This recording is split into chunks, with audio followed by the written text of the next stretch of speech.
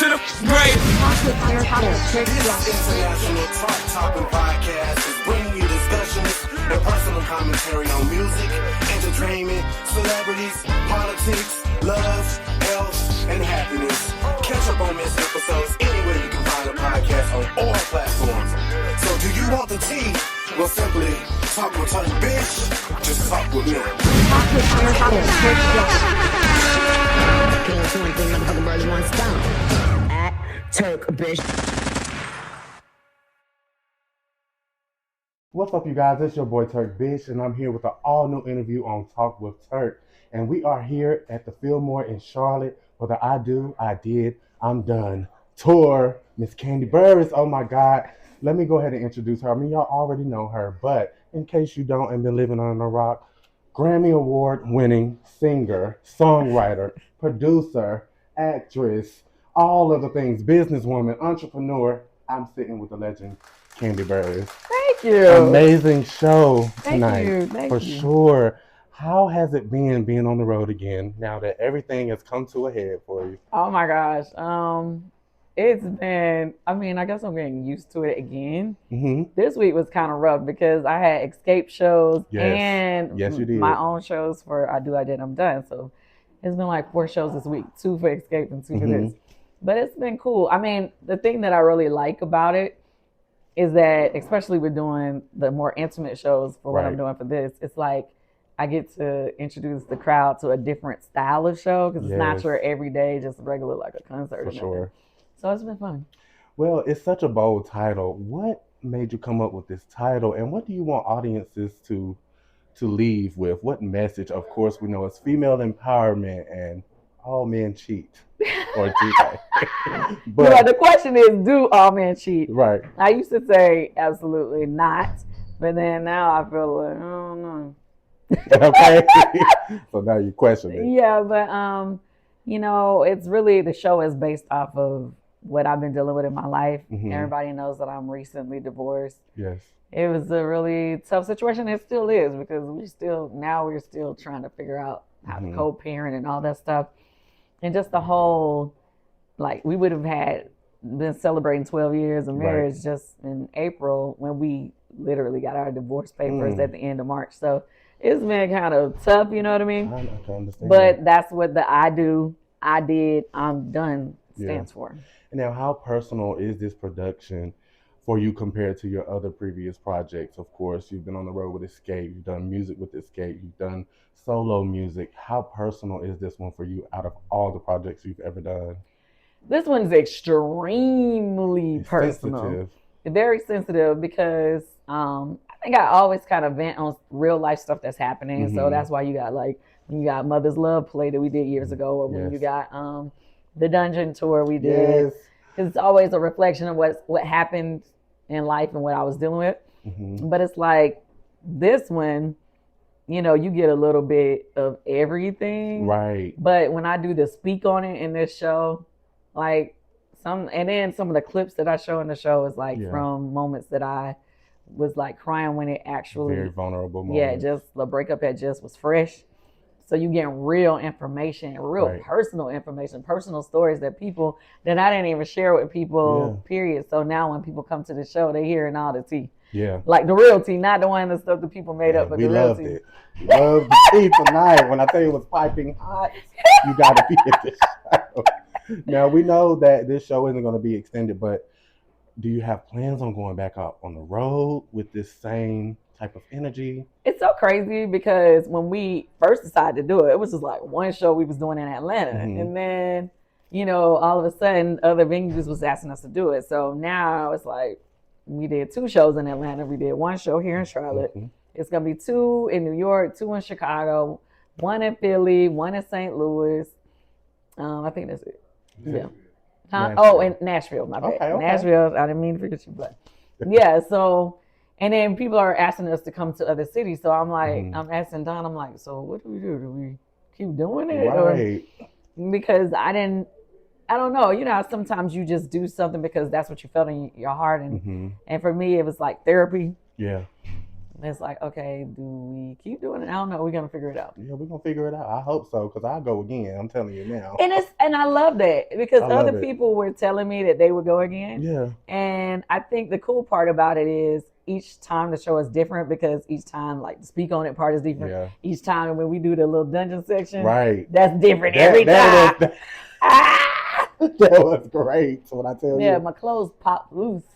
we didn't know that, but hey. You didn't see it? No, I didn't see it at Oh, all. the shirt came loose. I thought that's how it was made, you know. I thought you were showing some skin tonight. No, I was about to be showing everything. The whole thing was about to come off. Oh, okay. So now you've mastered music, Broadway, acting. What still excites you creatively? All of it. All of it? I mean, honestly, all of it. Because, like, even being behind the scenes, because, like, say, for instance, when I'm being a producer, especially, like, producing on Broadway, like this year, this is my 5th time being a producer on Broadway. So I'm on the show that's currently playing August Wilson's Joe Turner's Come and Gone, you know, starring Taraji P. Henson and Sid the Entertainer. But this year, like, I've been putting in the work as a producer. But this year, I brought in some of my friends as producers. Like, Tiny's a producer on it now. Shamia is a producer on it now. A couple of my personal friends that not necessarily on TV. But it's always wonderful when, you know, I'm able to bring people in spaces that they didn't necessarily know how to get into. So that's wonderful. And then, you know, when I get to do my own creative projects, I like it. You know, it's fun for me, you know. And look, y'all can't say that she doesn't open the doors for others, because she has been her whole career. And we know it. We know it. But so looking back at your journey with Xscape, let's talk about that a bit. So did you ever imagine your legacy would become this impactful decades later? You know, Housewives, of course. We love you from Housewives. We love you from Xscape, everything. Thank you. Well, I mean, when I first started, I was a teenager in the business. So, of course, I had no clue where my journey was going to take me. You know what I mean? When I was a kid, you know, when we first started the group, I thought the group was just going to be it, you know? Yeah. But then when I started, you know, trying to figure out and pivot to make other things happen so I can make money, you know, the songwriting popped off. Managing artists popped off. You know, I helped Jagged Edge get in the game through that, you know, or, you know, producing and, you know, starting my own businesses. Like, all those things, it's just like, every time you find yourself along the journey, you're like, okay, what else I need to do? You know, like, I'm a risk taker. Yes. I'm not scared. So I just jump out there and try things when I have ideas. Good. Now, how does it feel seeing other artists, you know, give you credit for and using you as inspiration in their songs and their songwriting? How does that feel? What you mean by that? Like, I mean, let's talk about the infamous Ed Sheeran. Oh, yeah. You know, it's a blessing. It's a blessing for you. Yeah, I love when people like sample some of our songs and get other hits. Like, I mean, Ed Sheeran did it. Yeah. And he got, you know, Shape of You as a #1, and that, you know, it helps me because it like gives me another copyright to make money with. Same with Doechii. When she did What It Is, she got a hit record with that. And that got us, you know, that gave me another copyright. Yeah. Okay. So it's been a blessing. Okay, so how does it feel being in reality TV and making that transition after reality TV to going back into being creative with Broadway and music? How was that transition? It was kind of interesting, I felt like, because I feel like it taught me a lot of things. I think when I decided to make the decision to step away from TV, it was a couple people, not publicly, that I could tell they was acting different, because I guess they thought I was about to fall off. And you ain't. Not knowing I already had multiple plays already to lay up when I said I was walking away. Okay. But it's crazy when people think that you no longer are going to have the spotlight on you, how they do some shady stuff.